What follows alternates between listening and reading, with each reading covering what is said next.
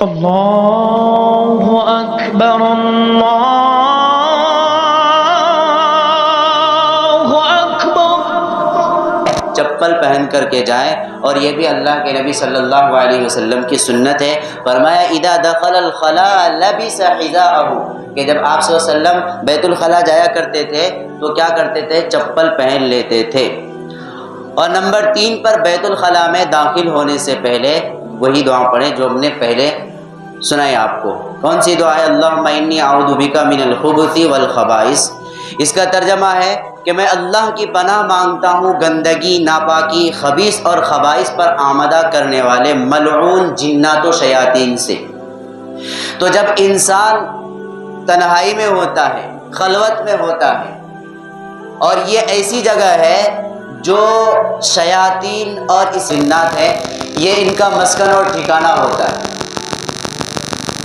تو گندگی ان کو پسند ہے، تو ایسی جگہوں پر کون رہتے ہیں؟ یہ خبیث قسم کے جنات و شیاطین رہتے ہیں۔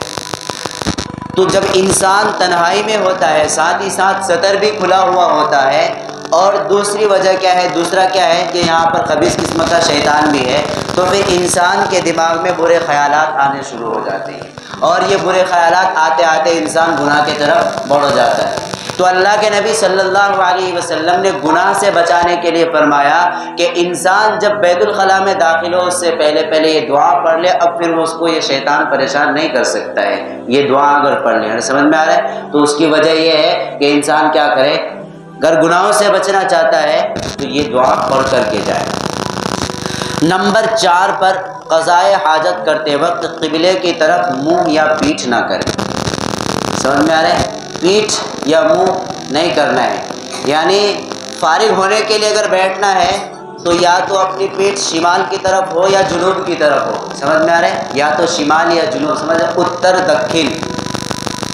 اس کے علاوہ قبلہ رخ ہو کر کے بھی نہیں بیٹھنا ہے، اور قبلے کی طرف پیٹھ کر کے بھی نہیں بیٹھنا ہے۔ کیوں؟ اس لیے کہ ادھر کعبہ ہے، اور ساتھ ہی ساتھ اللہ کے نبی صلی اللہ علیہ وسلم کی حدیث ہے، فرمایا اذا اتى احدكم الغائط فلا يستقبل القبلة ولا يؤولها ظهره، کہ فرمایا جب تم میں سے کوئی قضاء حاجت کرے تو اپنا چہرہ یا پشت قبلے کی طرف نہ کرے۔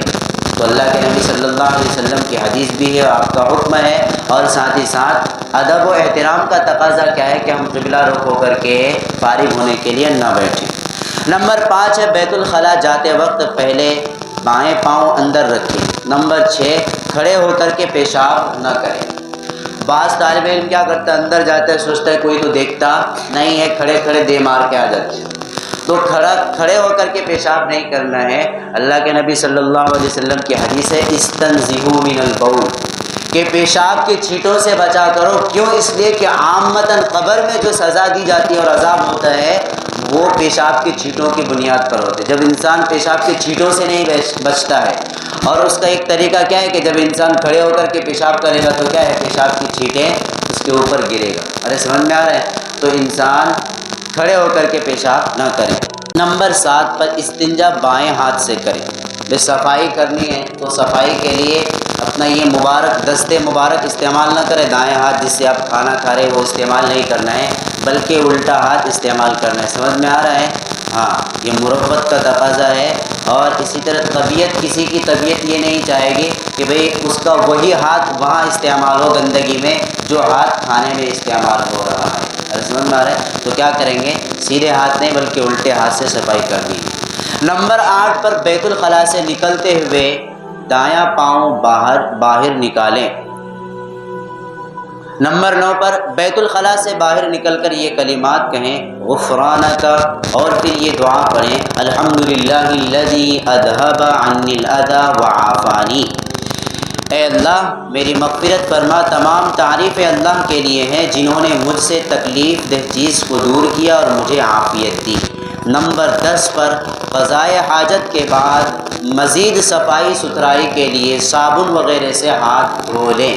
سمجھ میں آ رہا ہے؟ اللہ کے نبی صلی اللہ علیہ وسلم جب فارغ ہو کر آتے تھے تو سب سے پہلے تو صفائی ہوتی تھی، اس کے بعد اللہ کے نبی صلی اللہ علیہ وسلم کے پاس اگر کوئی صفائی کے لیے کوئی چیز ہوتی تو اس وقت اللہ کے نبی صلی اللہ علیہ وسلم وہ چیز استعمال کرتے، ورنہ اگر کوئی دوسری چیز نہیں ہوتی تو اس وقت اللہ کے نبی صلی اللہ علیہ وسلم اپنا ہاتھ زمین پر اور گھاس پر رگڑتے تھے تاکہ ہاتھ کی اچھے سے صفائی ہو جائے۔